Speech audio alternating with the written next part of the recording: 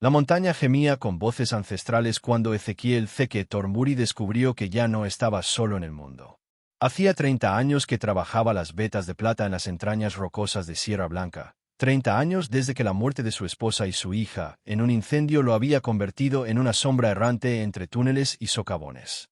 Sus manos, curtidas como cuero viejo, temblaron cuando vio la pequeña figura encadenada a la roca, y por primera vez en décadas, su corazón se aceleró con algo que no fuera el miedo a la soledad. El cartel colgaba como una sentencia de muerte sobre el niño. Salvaje asesino. Caza por venganza. $200 reward. Las cadenas mordían las muñecas morenas del muchacho, quien no podía tener más de 12 años, sus ojos negros brillando con una mezcla de terror y orgullo inquebrantable que Zeke reconoció inmediatamente. Era la misma mirada que había visto en el espejo después de enterrar a su familia, la determinación feroz de quien ha perdido todo pero se niega a entregar su alma. El viento del desierto silbaba entre las rocas como lamentos de espíritus, y Zeke sintió que el destino lo había guiado hasta este momento preciso. «Maldición», murmuró el viejo minero, escupiendo el tabaco que había estado masticando mientras inspeccionaba sus trampas para conejos. Sus botas gastadas crujieron sobre la gravilla mientras se acercaba con cautela, estudiando al niño con la misma intensidad que examinaba una nueva veta mineral. El muchacho no dijo nada, pero sus ojos siguieron cada movimiento de Zeke, calculando distancias, evaluando amenazas, preparándose para luchar incluso en su estado indefenso. Era un guerrero en miniatura, y esa realización golpeó a Zeke como un puñetazo en el estómago. El sol comenzaba su descenso hacia las montañas lejanas, tiñendo el cielo de naranja y púrpura, colores que recordaban a Zeke la sangre y los moretones de demasiadas peleas perdidas. Había visto suficientes carteles de recompensa para saber que este niño valía más muerto que vivo para alguien, pero también había visto suficiente sufrimiento para reconocer la injusticia cuando la tenía frente a sus narices. Las cadenas eran nuevas, relucientes, lo que significaba que alguien había invertido dinero y esfuerzo en esta pequeña exhibición de crueldad. Eso lo enfureció más que cualquier mina colapsada o filón agotado. ¿Hablas inglés, muchacho?, preguntó Zeke, manteniéndose a una distancia prudente mientras sacaba su pipa de maíz del bolsillo. El niño no respondió, pero algo en sus ojos cambió, un destello de comprensión que confirmó las sospechas del minero. La comunicación no siempre necesitaba palabras. Zeke había aprendido eso en sus años de soledad, cuando las conversaciones más profundas las mantenía con las rocas y el eco de sus propios pasos. Este niño entendía más de lo que dejaba ver, y esa inteligencia oculta despertó en Zeke una protección paternal que creía muerta y enterrada. El viento cambió de dirección, trayendo el aroma de salvia y tierra seca, pero también algo más siniestro, el olor metálico de la sangre seca y el sudor del miedo. Zeke siguió el rastro con su nariz experimentada hasta descubrir manchas oscuras en las rocas circundantes, evidencia de que este no había sido un acto aislado de crueldad. Alguien había convertido este lugar en un altar de venganza, y el niño era tanto víctima como símbolo de algo mucho más grande y terrible. La realización lo llenó de una ira fría y calculada que no había sentido desde que decidió abandonar la civilización. «Te van a sacar de aquí», dijo finalmente, más para convencerse a sí mismo que para tranquilizar al muchacho. Mientras buscaba en su alforja las herramientas adecuadas para romper las cadenas, Zeke sintió como el peso de 30 años de aislamiento comenzaba a desplazarse en sus hombros. Ya no era solo un viejo loco hablando con las piedras, era un hombre con una misión, y esa sensación de propósito lo aterrorizaba tanto como lo emocionaba. Las herramientas tintinearon en sus manos temblorosas mientras se preparaba para tomar la decisión que cambiaría ambas vidas para siempre. El muchacho observó cada movimiento con la intensidad de un halcón, y Zeke pudo ver la lucha interna reflejada en esos ojos antiguos en un rostro tan joven. La desconfianza luchaba contra la esperanza, el orgullo guerrero contra la necesidad desesperada de salvación. Era un conflicto que Zeke conocía íntimamente, la batalla constante entre mantenerse aislado y seguro o arriesgarse a confiar en otro ser humano. La ironía no se le escapaba. Después de décadas evitando toda conexión humana, el destino le presentaba a alguien que necesitaba exactamente lo que él tenía para ofrecer. Con manos que ya no temblaban, Zeke se acercó a las cadenas, consciente de que cada paso lo alejaba más de la seguridad de su soledad y lo acercaba a un mundo de complicaciones que había jurado evitar. Pero mientras trabajaba con el cincel y el martillo, sintiendo la resistencia del metal contra sus herramientas, también sintió algo que había olvidado: la satisfacción profunda de hacer algo importante, algo que importaba más que encontrar la próxima veta de plata. El eco de sus martillazos resonó por todo el cañón como una declaración de guerra contra la crueldad del mundo. El primer eslabón cedió con un sonido metálico que pareció liberar más que solo una muñeca del niño. Liberó algo en el alma de Zeke que había permanecido encadenado durante décadas. Mientras continuaba trabajando, con el sol creando sombras cada vez más largas a su alrededor, ambos hombres, el viejo y el joven, comenzaron una transformación que ninguno de ellos podía haber imaginado. Las cadenas físicas eran solo el comienzo. Las verdaderas prisiones que necesitaban romper estaban hechas de dolor, desconfianza y años de soledad autoimpuesta. La libertad llegó con el último eslabón roto, pero trajo consigo un silencio más pesado que las propias cadenas. El niño se frotó las muñecas lastimadas con movimientos cautelosos, sus ojos nunca abandonando el rostro curtido de Zeke, como si esperara que esta salvación se revelara como otra forma de tortura. El minero entendía esa desconfianza. Él mismo había aprendido que la esperanza podía ser el cuchillo más filoso que se clava en el corazón. Guardó sus herramientas con movimientos deliberados, dándole tiempo al muchacho para procesar su nueva libertad mientras el viento susurraba secretos entre las rocas erosionadas. «Me llamo Zeke», dijo finalmente, señalándose el pecho con un dedo nudoso. «Zeke Thornberry. ¿Y tú, muchacho?» El niño permaneció en silencio, pero sus ojos se suavizaron ligeramente, como si el nombre hubiera tocado algo humano en su interior. La comunicación era un arte perdido para Zeke, que había pasado más años hablando con mulas que con personas, pero recordaba vagamente cómo se construían los puentes entre almas heridas. Requería paciencia, algo de lo que tenía abundancia, y cuidado, algo que había olvidado cómo dar hasta este momento. El muchacho se incorporó lentamente, revelando una estatura sorprendente para su edad aparente y músculos que hablaban de una vida de supervivencia constante. Zeke notó las cicatrices que decoraban sus brazos como mapas de batallas pasadas, cada marca contando una historia de dolor y resistencia. «¿Tienes hambre?», afirmó más que preguntó, reconociendo los signos de la desnutrición en los pómulos pronunciados y la ropa que colgaba holgada sobre el marco delgado. Era una declaración que nacía de su propia experiencia con la soledad y el olvido de comer cuando el dolor del alma superaba a las necesidades del cuerpo. La respuesta vino en forma de un gruñido estomacal que hizo que los ojos del niño se llenaran de una humillación feroz. Zeke fingió no haberlo escuchado mientras rebuscaba en su alforja, sacando cecina seca y una cantimplora de agua que ofreció sin ceremonia.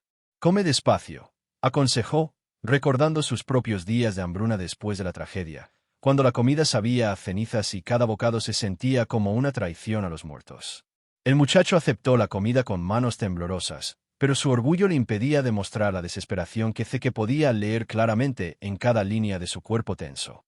Mientras el niño comía con la urgencia controlada de quien ha conocido demasiados días sin alimento, Zeke estudió el cartel que había arrancado de la roca. Las letras eran toscas pero legibles, escritas por alguien con educación suficiente para ser peligroso pero sin la sofisticación que delatara origen aristocrático. «Salvaje asesino», leyó en voz baja, sintiendo como las palabras se volvían amargas en su boca. Había conocido asesinos reales, hombres que mataban por placer o dinero, y sus ojos no tenían nada en común con la mirada limpia y directa de este muchacho que apenas había probado el mundo. «¿Quién te hizo esto?», preguntó Zeke, aunque no esperaba respuesta. El silencio que siguió no fue hostil, sino reflexivo, como si el niño estuviera pensando qué secretos podía permitirse compartir. El minero respetó esa deliberación. Él mismo había guardado secretos durante décadas, enterrándolos tan profundo como los túneles que excavaba en busca de plata. La confianza era un mineral más raro que cualquier metal precioso, y requería excavación cuidadosa para no destruir la veta antes de extraer su valor. El sol había descendido lo suficiente para que las sombras comenzaran a alargarse como dedos acusadores sobre el suelo rocoso. Zeke sabía que pronto necesitarían refugio. El desierto era despiadado con los incautos, y la noche traería temperaturas que podían matar tan eficientemente como cualquier bala. «Tengo una cabaña no muy lejos de aquí», ofreció, gesticulando hacia un sendero apenas visible entre los matorrales de Artemisa. «No es mucho, pero es mejor que dormir bajo las estrellas con los coyotes, otras cosas».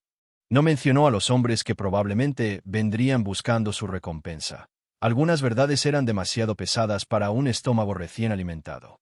El niño terminó la cecina y devolvió la cantimplora con un gesto que era pura cortesía apache, un movimiento fluido que hablaba de crianza y respeto por los rituales sociales.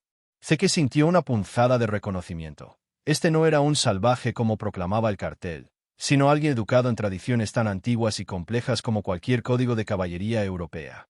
La realización lo llenó de una ira más profunda contra quienes habían reducido la dignidad de una cultura entera a insultos garabateados en carteles de recompensa.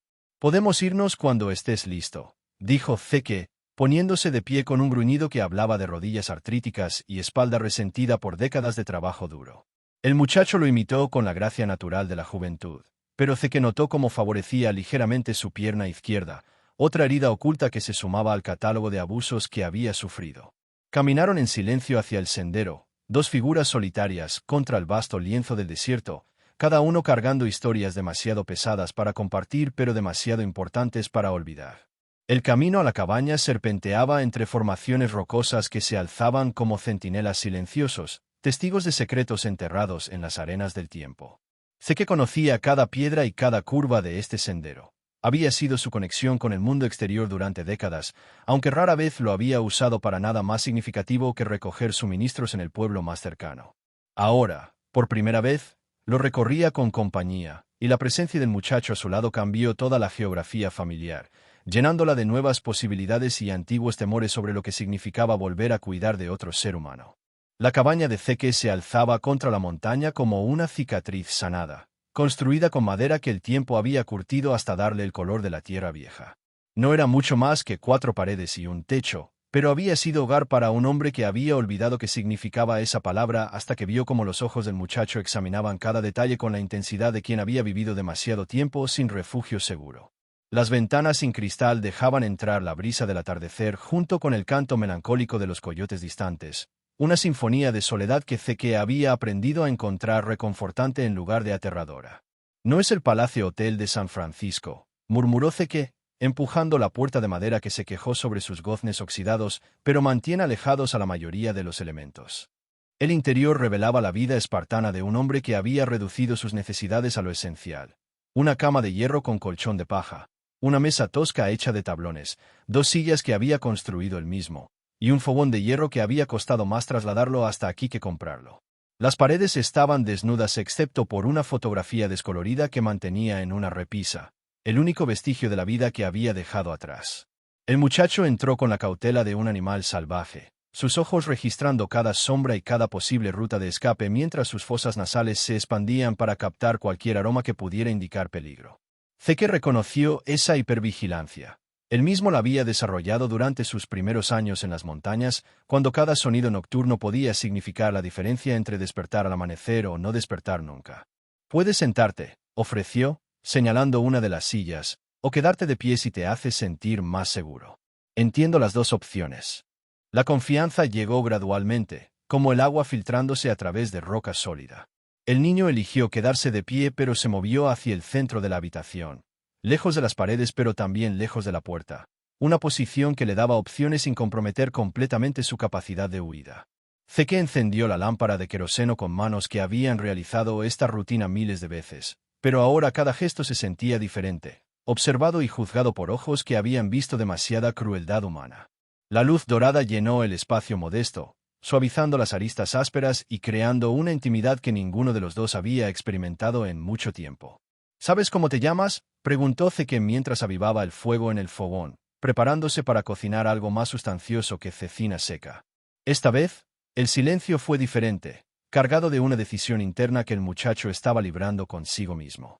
Zeke había aprendido la paciencia en las profundidades de la tierra, donde apresurarse podía causar derrumbes fatales, así que continuó sus preparativos sin presión, dándole al niño el espacio mental que necesitaba para decidir si estaba listo para compartir algo tan íntimo como su nombre. «Nalnis», llegó finalmente la respuesta, tan suave que Zeke casi creyó haberla imaginado.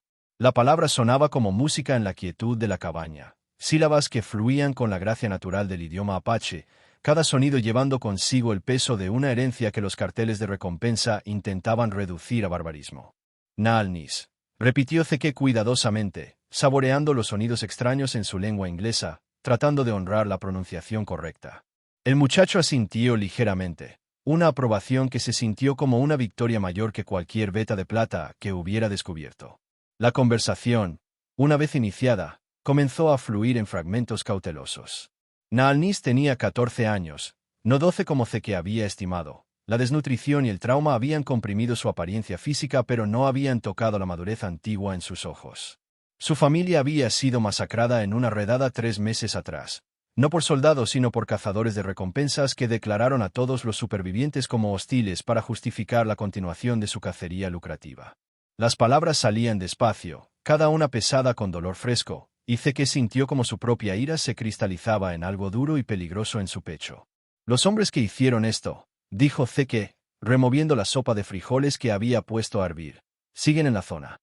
No era curiosidad ociosa, era la pregunta práctica de un hombre que necesitaba saber qué amenazas podrían aparecer en su puerta. Naal-Nis asintió gravemente y describió a 3 hombres. Yeremaí Colt, un exsoldado convertido en cazarrecompensas con una cicatriz que le dividía la mejilla izquierda. Oso McKinley, un gigante con manos como jamones que se jactaba de poder estrangular a un hombre con una sola mano. Y Dus Van Der, el cerebro del grupo, educado y despiadado, quien había inventado la historia del salvaje asesino para justificar la caza. El conocimiento se asentó en el estómago de Zeke como plomo fundido. Había oído hablar de estos hombres en el pueblo. Había visto cómo los tenderos bajaban la voz cuando mencionaban sus nombres. Había notado cómo las madres mantenían a sus hijos más cerca cuando ellos estaban cerca.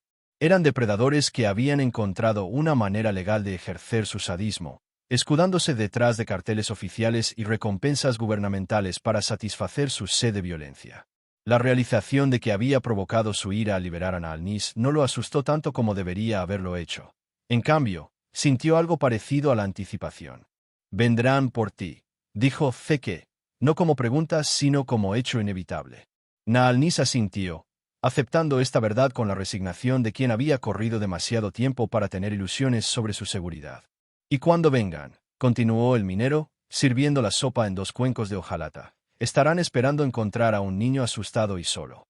Sus ojos se encontraron con los de Naal-Nis sobre la mesa improvisada, y en esa mirada pasó una comprensión que no necesitaba palabras. Ya no estaba solo, y eso cambiaba todas las reglas de juego que los cazadores creían estar jugando. La cena transcurrió en un silencio más cómodo que cualquier conversación que Zeke hubiera tenido en décadas.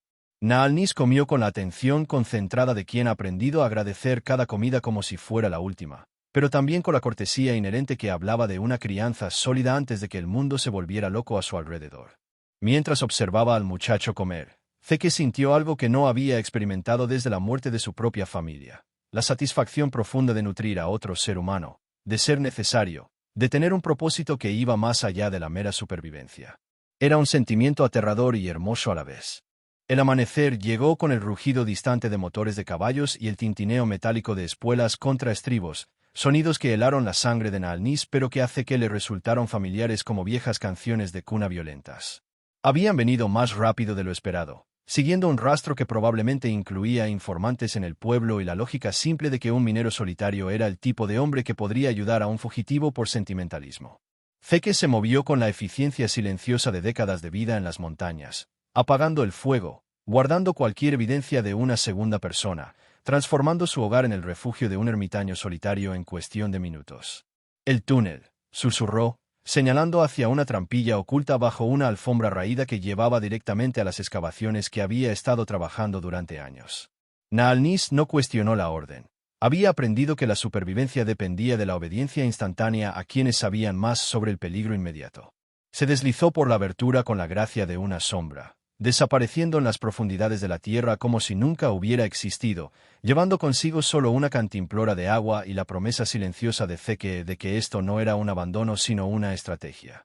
Los cascos se acercaron con la inevitabilidad del clima malo, y pronto 3 siluetas se materializaron contra el cielo matutino como cuervos gigantes venidos a reclamar carroña. Yeremaí Colt cabalgaba al frente, su cicatriz brillando blanca contra la piel bronceada, los ojos pequeños y duros como perdigones escaneando el terreno en busca de cualquier signo de disturbio. Oso McKinley lo flanqueaba, su masa corporal haciendo que el caballo se quejara con cada paso, mientras Dus Van Der cerraba la formación, elegante incluso en la silla de montar, sus ropas impecables contrastando obscenamente con la naturaleza brutal de su negocio.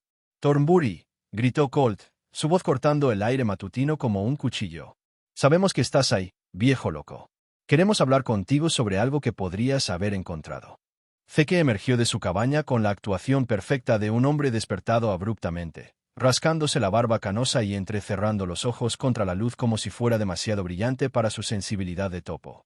Había perfeccionado esta fachada de minero simple durante años, usándola para evitar problemas con forasteros y funcionarios gubernamentales por igual. ¿Qué diablos quieren a estas horas?, gruñó, escupiendo la tierra con la casualidad estudiada de quien no tiene nada que ocultar. Un hombre no puede ni dormir en paz sin que vengan cabalgando como si fueran la caballería. Dus van der desmontó con movimientos fluidos, sus botas de cuero fino tocando el suelo sin levantar polvo, una demostración de control que no pasó desapercibida para Zeke. Este era el peligroso del grupo, el que pensaba antes de actuar, el que podría ver a través de las actuaciones si no eran perfectas. «Buscamos a un muchacho apache», dijo Van der, su voz educada contrastando con la brutalidad de su mensaje. «Peligroso. Asesino. Hay una recompensa considerable por información que lleve a su captura». Sacó el cartel doblado de su chaqueta y lo desplegó con el cuidado de quien presenta evidencia legal, aunque los tres hombres sabían que la legalidad de su caza era tan sólida como arena movediza. Podría estar herido, desesperado. El tipo de criatura que podría buscar ayuda de un alma caritativa como tú. Sé que estudió el cartel con la concentración exagerada de un hombre que necesita sus anteojos para leer pero es demasiado orgulloso para admitirlo. «No he visto a ningún muchacho», dijo finalmente, devolviendo el papel con un encogimiento de hombros. «Apache o de cualquier otro tipo. Lo único que veo aquí son las rocas, las cabras montesas, y ocasionalmente mi propio reflejo en el arroyo cuando necesito recordar qué tan feo me he vuelto». La risa que siguió fue genuina pero calculada, el tipo de humor autodespectivo que los hombres duros respetan y que los hace bajar la guardia. Oso McKinley se acercó a la cabaña con pasos que hacían temblar el suelo, sus ojos pequeños examinando cada detalle visible a través de la puerta abierta. Zeke se tensó internamente pero mantuvo su exterior relajado, sabiendo que cualquier signo de nerviosismo sería interpretado como culpabilidad. El gigante metió la cabeza por la puerta como un oso curioso, olfateando el aire con una intensidad que sugería que confiaba más en su nariz que en sus ojos para detectar la presencia de otros seres humanos. «Huele raro aquí», murmuró McKinley, su voz un rumble profundo que parecía emanar desde las profundidades de su pecho masivo. «Como diferente». Sé que sintió como su corazón se aceleraba pero forzó una carcajada que sonó natural a sus propios oídos. «Eso debe ser el nuevo jabón que compré en el pueblo», respondió. «La señora Henderson me convenció de que necesitaba algo más fuerte que arena para lavarme. Aparentemente, mi aroma personal se había vuelto ofensivo para las sensibilidades cristianas». Sus palabras, no las mías. Colt se impacientó con la investigación meticulosa de sus compañeros, su naturaleza agresiva chocando contra la necesidad de discreción. «Mira, viejo, si ves algo sospechoso, hay dinero de por medio. Buen dinero. El tipo de dinero que podría comprar provisiones para todo un invierno, tal vez incluso algo de whisky de verdad en lugar de ese aguardiente casero que probablemente estás destilando en las cuevas». Sus ojos se estrecharon mientras estudiaba la reacción de Zeke, buscando cualquier tic o cambio de expresión que revelara conocimiento oculto. El momento se alargó como una cuerda tensada al punto de ruptura, tres hombres peligrosos evaluando a uno que parecía inofensivo pero que podría estar mintiendo, mientras a metros bajo tierra, un muchacho apache contenía la respiración y se preparaba para correr más lejos de lo que sus piernas adolescentes habían corrido nunca. Zeke sintió el peso de la responsabilidad como una montaña sobre sus hombros, pero también sintió algo más, la emoción pura de tener algo por lo que valía la pena luchar de nuevo, incluso si esa lucha podría costarle todo lo que le quedaba en este mundo implacable. La tensión se mantuvo suspendida en el aire matutino como humo de pólvora hasta que Dus van der decidió que habían perdido suficiente tiempo con un minero que claramente no sabía nada de valor. Su educación le había enseñado a leer a las personas como libros abiertos, y Ezequiel Thornbury parecía ser exactamente lo que aparentaba. Un ermitaño quebrado por la pérdida que había elegido las rocas como compañía porque eran más predecibles que los seres humanos. «Vámonos», ordenó, remontando su caballo con la elegancia fluida de quien había nacido en la silla. «Estamos perdiendo tiempo con fantasmas mientras el chico se aleja más». Colt no se movió inmediatamente, sus instintos de cazador susurrándole que algo no cuadraba en esta escena pastoral de inocencia. Sus ojos se fijaron en las huellas alrededor de la cabaña, buscando patrones que no pertenecieran a las botas gastadas del minero, pero la tierra dura del desierto guardaba mal los secretos y después de décadas viviendo solo, Zeke había aprendido a caminar sin dejar rastros innecesarios. «El chico está herido», murmuró Colt, más para sí mismo que para los otros. Necesita ayuda, comida, refugio. Y este viejo loco vive más cerca del lugar donde lo encontramos encadenado que cualquier otro ser humano en 50 millas. Los instintos pueden engañar, replicó Vander, aunque su voz llevaba una nota de advertencia que Zeke reconoció como peligrosa. Pero la lógica es implacable. Si el muchacho vino aquí, Thornbury lo ayudó o lo mató. Si lo ayudó, es cómplice. Si lo mató, nos debe una explicación y probablemente un cuerpo. La sonrisa que acompañó estas palabras era tan fría como el acero de invierno, y Zeke sintió como la situación se balanceaba al borde de una violencia que podría terminar con todo. McKinley había encontrado algo que captó su atención brutal. Marcas frescas de herramientas en una roca cercana. Evidencia del trabajo que Zeke había hecho para liberar a Nalnis. El gigante se acercó a examinar las marcas con la concentración de un sabueso siguiendo un rastro, sus dedos gruesos trazando los surcos dejados por el cincel y el martillo. Alguien ha estado trabajando metal aquí, anunció, su voz cargada de satisfacción siniestra. Metal como cadenas. La palabra cayó entre ellos como una piedra en agua quieta, creando ondas de implicación que llegaron hasta donde Zeke se mantenía aparentemente casual pero internamente preparándose para lo inevitable. Rompo cadenas todo el tiempo, dijo Zeke, su voz manteniéndose firme pese a que podía sentir las paredes cerrándose a su alrededor. Cadenas de herramientas oxidadas, cadenas de pozos viejos, cadenas que se rompen en la mina. Un hombre que vive solo aprende a reparar lo que se rompe o vive sin ello. Era una explicación razonable, el tipo de verdad parcial que podría haber funcionado con hombres menos determinados, pero estos tres habían convertido la sospecha en un arte lucrativo y no se dejarían disuadir por explicaciones convenientes. Vander desmontó de nuevo, esta vez con la gracia letal de un depredador que ha decidido que es hora de atacar. Se acercó a Zeke con pasos medidos, cada uno calculado para crear máxima intimidación sin parecer abiertamente amenazante. Thornbury, dijo, su voz ahora despojada de toda pretensión de cortesía, creo que no ha sido completamente honesto con nosotros. Y eso me molesta profundamente, porque la honestidad es la base de toda transacción comercial civilizada. Sus manos permanecían relajadas a los costados, pero Zeke podía ver la pistola que colgaba de su cinturón como una promesa de violencia aplazada. El momento de la verdad había llegado con la inevitabilidad de una tormenta en el horizonte. Zeke podía seguir mintiendo, podía mantener la charada hasta que decidieran registrar la cabaña y encontraran la entrada al túnel, o podía tomar control de la situación de la única manera que un hombre viejo y cansado podía contra tres asesinos profesionales. Sus manos se movieron hacia el rifle que mantenía apoyado contra el marco de la puerta, un movimiento que los tres cazadores interpretaron correctamente como una declaración de hostilidades. El aire se llenó de tensión eléctrica, como los momentos antes de que caiga un rayo. No creo que quieras hacer eso, viejo, gruñó Colt, su mano ya descansando sobre la culata de su pistola. Pero Zeke había tomado su decisión con la claridad que viene de no tener nada más que perder excepto la vida de un muchacho que se había convertido en algo más precioso que la propia supervivencia. Oh, pero sí quiero, respondió, y su voz llevaba ahora la autoridad de un hombre que había encontrado algo por lo que valía la pena morir. Porque resulta que he encontrado algo mejor que la plata en estas montañas, y no pienso dejárselo a sabandijas como ustedes. El enfrentamiento que siguió fue tan rápido como brutal. Una explosión de violencia que transformó el paisaje pacífico en un campo de batalla donde la experiencia luchó contra la juventud, la desesperación contra la codicia, y la humanidad contra la bestialidad. Zeke logró disparar una vez antes de que las balas de los cazadores encontraran su objetivo, su tiro derribando a Colt de su caballo con un grito que se convirtió en estertor. Pero 2 contra 1 eran probabilidades imposibles, y pronto el viejo minero yacía en la tierra que había llamado hogar, su sangre mezclándose con el polvo mientras los cazadores supervivientes se preparaban para reclamar su premio. McKinley pateó la puerta de la cabaña con la fuerza de un ariete humano, haciendo que la estructura entera temblara bajo el impacto.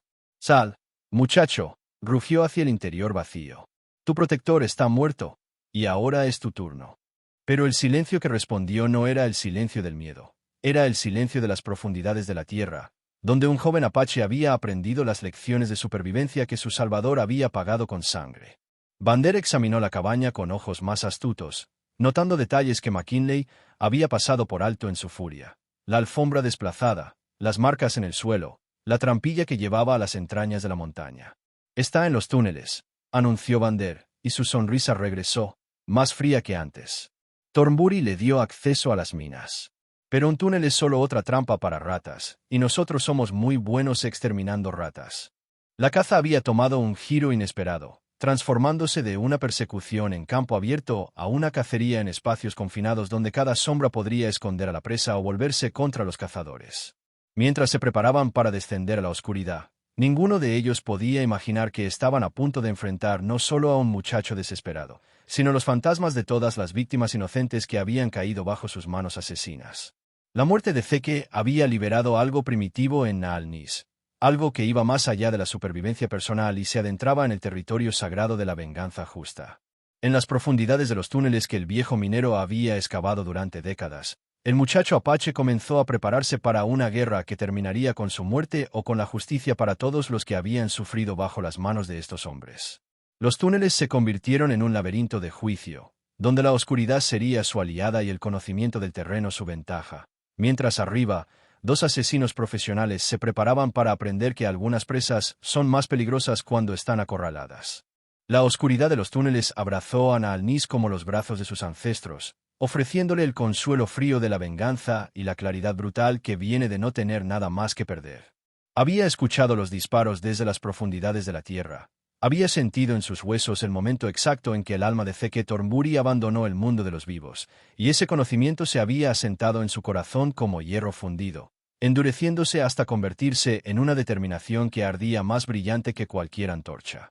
Los túneles que habían sido su refugio se transformaron en su fortaleza, cada pasadizo y cada recodo convertidos en oportunidades para el tipo de justicia que no se imparte en tribunales, sino en los lugares oscuros donde los hombres enfrentan las consecuencias de sus actos.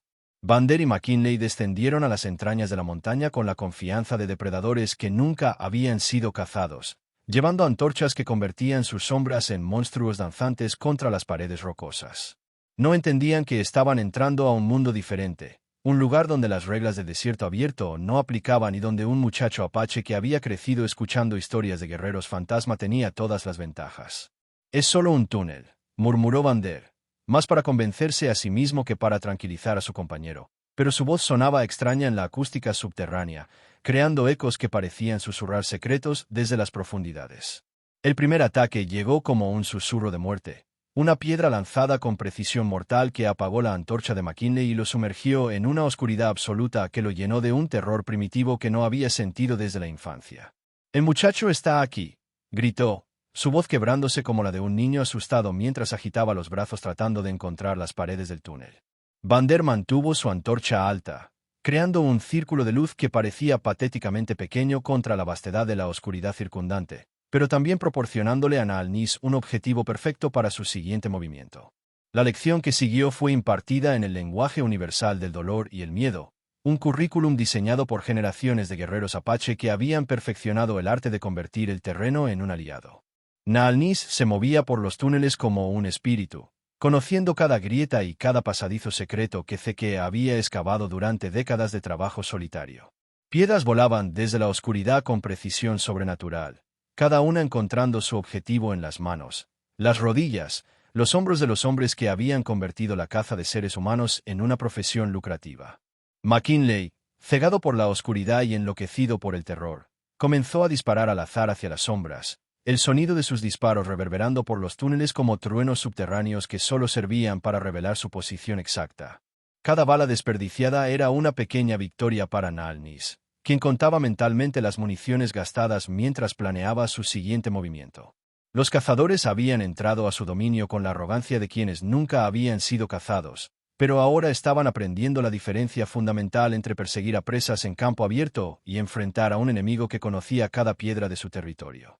«Sal y pelea como un hombre», gritó Vander, su educación refinada desmoronándose bajo la presión de encontrarse en el extremo receptor de la caza.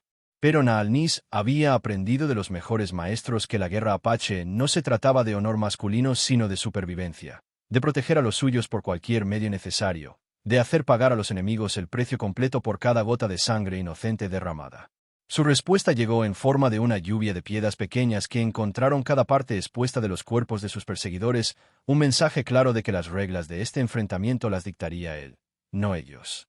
La antorcha de Vander comenzó a agotarse, su llama parpadeando como la vida que se escapa, y con cada momento de oscuridad creciente, el terror de los cazadores se multiplicaba exponencialmente. Habían pasado sus carreras siendo los depredadores supremos, los monstruos que aparecían en las pesadillas de otros, pero ahora estaban experimentando el otro lado de esa ecuación, la impotencia absoluta de ser cazado por algo que entendía la caza mejor que ellos. Los túneles se llenaron de sus gritos de frustración y miedo, sonidos que Naal-Nis escuchó con la satisfacción fría de quien está cobrando una deuda pendiente.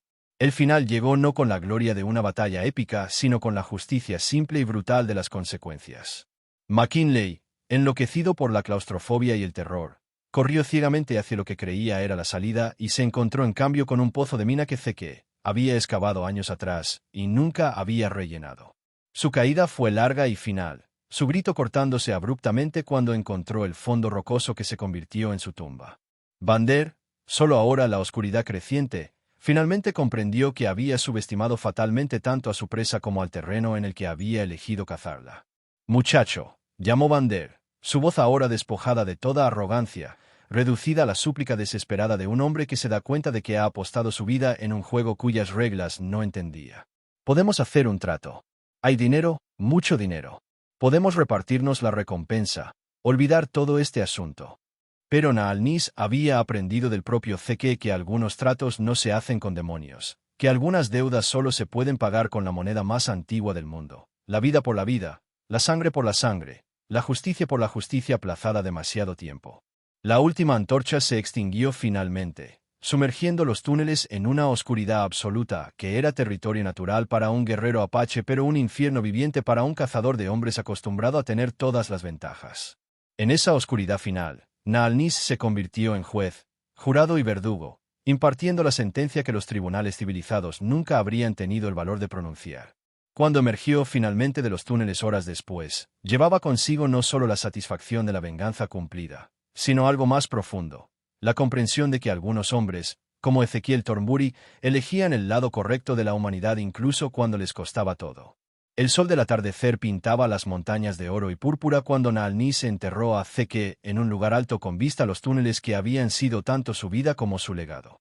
No había palabras para la ceremonia, solo el silencio respetuoso de quien había aprendido que la verdadera nobleza no se mide en títulos o riquezas, sino en la voluntad de sacrificarse por un extraño que se ha convertido en familia. Mientras la tierra cubría al hombre que le había devuelto la fe en la humanidad, Naal-Nis supo que llevaría consigo para siempre la lección más importante que el viejo minero le había enseñado, que en un mundo lleno de depredadores, siempre habrá algunos que eligen proteger en lugar de consumir, amar en lugar de odiar, construir puentes en lugar de cavar tumbas. Y esa elección, repetida por individuos valientes a través de generaciones, es lo que mantiene viva la esperanza en el corazón oscuro de la condición humana.